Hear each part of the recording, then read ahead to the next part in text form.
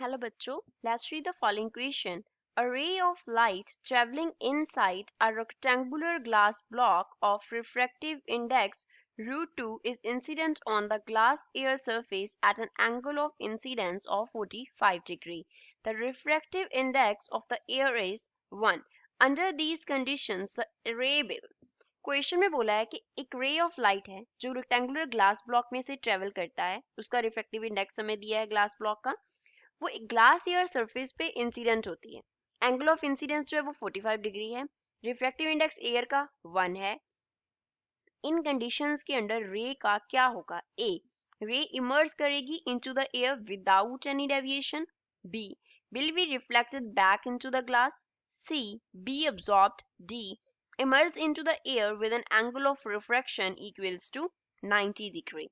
So first of all, we will talk about the key concept used in the question. इस question में क्या key concept हम apply करेंगे?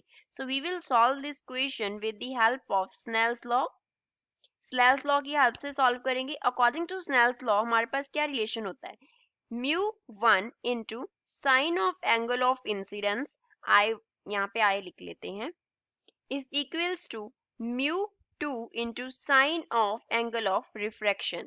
अब μ1 and μ2 जो है वो हमारे पास क्या होते हैं? रिफ्रैक्टिव इंडेक्स होते हैं रिस्पेक्टिव मीडिया के, रिफ्रैक्टिव इंडेक्स होते हैं। I जो है that represents angle of incidence, angle of incidence को रिप्रेजेंट करता है। R जो है वो रिप्रेजेंट करता है एंगल ऑफ रिफ्रैक्शन को, एंगल ऑफ रिफ्रैक्शन। अब हमें रेक्टेंगुलर ग्लास ब्लॉक दिया है, रेक्टेंगुलर ग्लास ब्लॉक दिया है तो उसको हम इस तरीके से बना लेते हैं। सपोज ये हमारे पास क्या हो गया? रेक्टेंगुलर ग्लास ब्लॉक हो गया। इसका इस पॉइंट पे हम क्या ड्रॉ कर रहे हैं? नॉर्मल ड्रॉ कर रहे हैं। ग्लास ब्लॉक का जो रिफ्रैक्टिव इंडेक्स है, सपोज उसको हमने कंसिडर किया μ1, एयर का जो है वो हमें कितना दिया है? μ2।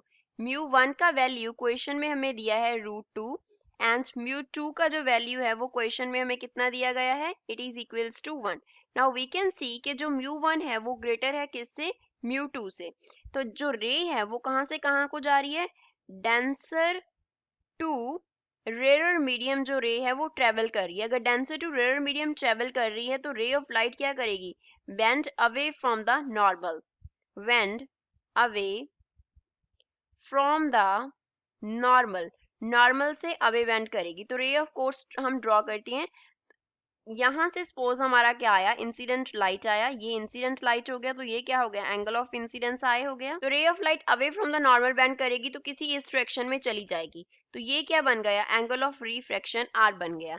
अब जो आई है वो μ1 के साथ बन रहा है, तो μ1 इंटू साइन आई, स्नेल्स लॉ अप्लाई कर देंगे, किसके इक्वल हो जाएगा? μ2 इंटू साइन ऑफ आर हो जाएगा। स्नेल्स लॉ ये हमने कहाँ से लिखा? From Snell's law. तो μ1 कितना है? μ1 हमारे पास √2 के इक्वल है, साथ में क्या आ गया? Sine I mean sine of 45 degree, angle of incidence 45 दिया था, is equals to 1 into sine of r. Now we know that sine 45 degree कितना होता है? It is equals to 1 by √2 होता है। तो यहाँ पे फिल कर दो, हमारे पास लेफ्ट हैंड साइड पे क्या आ गया? √2 into 1 by √2 is equals to sine r. अब √2 एंड √2 ऊपर नीचे क्या हो जाएंगे? कैंसिल हो जाएंगे। So we can write sine r is equals to 1। तो यहाँ से अगर हमें आर का वैल्यू निकालना तो वो क्या होगा? Sine inverse 1। साइन इनवर्स 1 कितना होता है? 90 degree. So r is equals to 90 degree. तो एंगल ऑफ रिफ्रैक्शन जो होगा वो 90 डिग्री होगा। तो ये हमारा फोर्थ ऑप्शन के साथ मैच कर रहा है कि रे ऑफ लाइट जो है वो एयर में इमर्ज करेगा कितने एंगल ऑफ रिफ्रैक्शन पे? Equals to 90 degrees. So D is the correct answer for the given question. I hope you understood well. Thanks.